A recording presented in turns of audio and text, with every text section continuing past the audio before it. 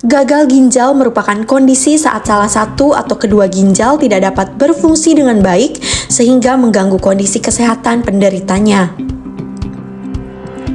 Menurut data yang dikeluarkan oleh Kementerian Kesehatan pada tahun 2022 menyebutkan bahwa jumlah kasus kematian akibat gagal ginjal di Indonesia terbilang cukup tinggi, yaitu sekitar 57%.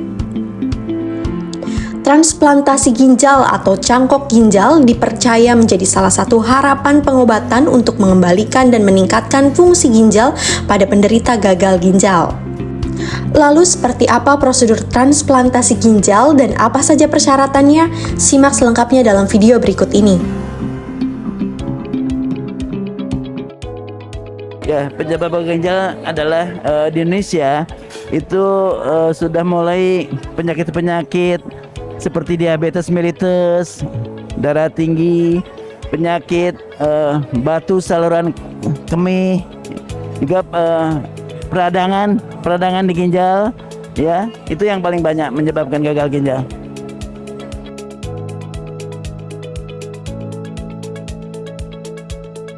Biasanya pasien yang harus dicangkok ginjal pasien yang sudah mengalami gagal ginjal ya. Tapi paling ideal, paling bagus adalah dia sebelum dilakukan cuci darah. Itu hasilnya paling baik. Ya, karena setelah cuci darah itu juga menimbulkan hal yang kurang baik buat pasien, sehingga kalau dia belum cuci darah biasanya hasilnya akan jauh lebih baik dibandingkan kalau sudah cuci darah. Prosedurnya tentu orang yang mau transplant harus punya donor nomor satu. Donor yang sesuai dengan resipien dan donor yang sehat. Nah, nanti dokter yang memeriksa apakah ada halangan nggak untuk jadi donor, ya. Selain itu juga nanti yang penting juga adalah dari segi hukum legal, apakah etik dan legal, ya itu akan ada tim sendiri di luar tim dokter yang akan menilai, ya masalah etik dan legal yang memutuskan apakah bisa jadi donor atau tidak. Biasanya itu berkaitan dengan faktor hukum, ya.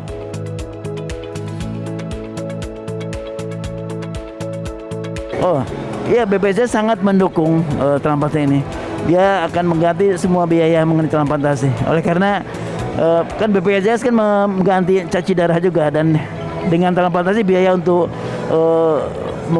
cuci darah kan akan menjadi menurun kalau dia dicangkok kan. Nah, itu buat BPJS tentu akan lebih baik dari segi keuangan, dan dia membantu tentu asal calon penerima itu harus mempunyai calon donor. Ya, itu aja. Salah satu pasien RS Siloam Asri yang berhasil melakukan transplantasi ginjal adalah Rinaldi Alamsyah yang menderita gagal ginjal kronis bertahun-tahun dan mendapatkan donor ginjal dari istrinya Dwi Arianti Pratiwi. Menurut Dwi, alasan ia rela mendonorkan ginjalnya adalah lantaran Dwi tak tega melihat sang suami yang harus menjalani cuci darah berkali-kali. Jadi kalau untuk alasannya ya tadi kualitas hidupnya lebih baik kan dibanding kita melakukan HD, karena HD itu kualitas hidupnya sangat nggak baik, apalagi kalau kita ke tempat HD yang tidak tepat. Bolak-balik rumah sakit dalam 1 minggu itu pasti. Nah, tapi setelah transplant itu semua udah kayak hidup biasa, udah kayak orang sehat aja tapi terbatas. Kalau motivasi saya sih pertama yang pasti karena suami sakit, kita juga ikut sakit kan. Motivasinya yang utama itu anak-anak itu yang masih kecil, ada 4.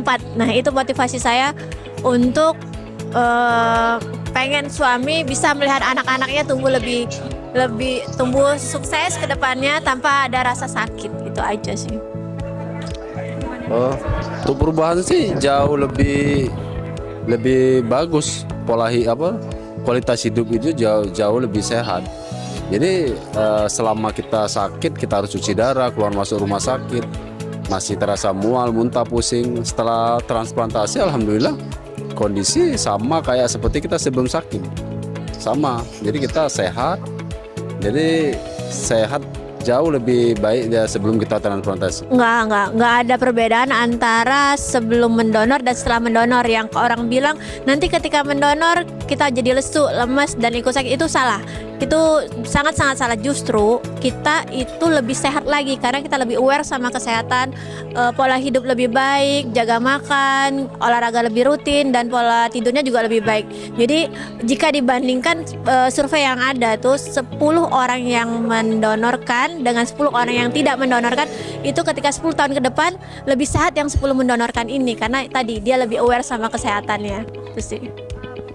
Jangan takut untuk mendonorkan ginjalnya untuk kerabat keluarga, karena mendonorkan ginjal, salah satu ginjal kita untuk orang lain itu sama saja menyelamatkan nyawa untuk yang sakit itu. Dan tidak mengurangi kesehatan sedikit pun bagi pendonor. Jadi jangan takut, terus mendampingi si pasien ini sampai selesai gitu. Jangan takut. Sebagai informasi tambahan, RS Siloam Asri pada 12 Januari 2023 lalu melakukan peluncuran layanan unggulan transplantasi ginjal untuk menjawab kebutuhan pasien akan terapi pengganti ginjal di Indonesia. Kini masyarakat tak perlu datang ke luar negeri untuk menjalankan tindakan transplantasi ginjal. Terima kasih, hari ini kita melakukan acara Grand Launch untuk Kidney Transplant Center yang ada di ASRI, di mana kami sudah melakukan 220 pasien transplant dan sudah diakui secara resmi sebagai center transplant oleh Kemkes. Kami sangat bersyukur bisa melakukan ini oleh tim multidisiplin di ASRI, sehingga outcome atau prognosis dari pasien-pasien transplantasi ginjal ini adalah sama seperti di luar negeri.